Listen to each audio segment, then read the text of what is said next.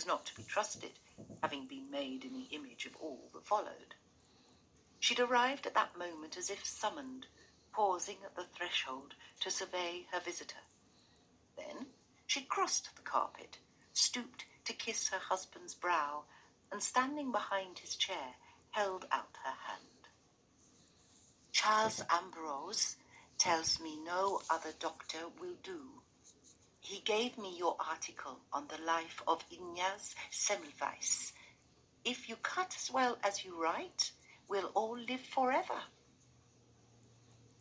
The easeful flattery was irresistible, and Garrett could do nothing but laugh and bow over the offered hand. Her voice was deep, though not quiet, and he thought at first she had the nomad accent of those who've never lived long in one country, but it was only that she had a faint speech impediment, overcome by lingering on certain consonants. She was dressed in grey and simply, but her skirt's fabric shimmered like a pigeon's neck. She was tall and not slender. Her eyes also were grey. In the months that followed, Garrett had come to understand a little the unease scenting the foulest street air alongside sandalwood and iodine. Michael Seaborn, even in extremities of pain, exerted a malign influence that had little to do with the invalid's usual power. His wife was so ready with cool cloths and good wine, so willing to learn how to slip a needle into a vein, that she might have memorized a manual on a woman's duties down to its last syllable. But Garrett never saw anything passing for affection between Cora and her husband. Sometimes he suspected her of actually willing the brief candle out.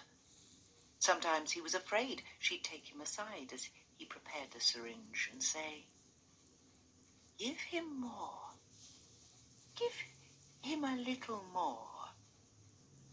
If she bent to kiss the starved saint's face on the pillow, it was cautiously, as if she thought he might rear up and tweak her nose in spite.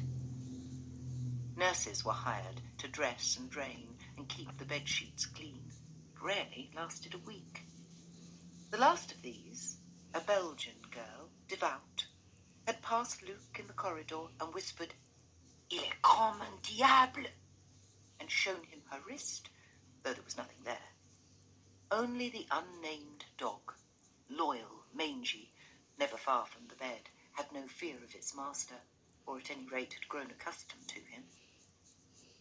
In due course, Luke Garrett grew familiar with Francis, the Seaborn's black-haired, silent son, and with Martha, the boy's nanny, who was given to standing with her arm about Cora Seaborn's waist with a possessive gesture he disliked.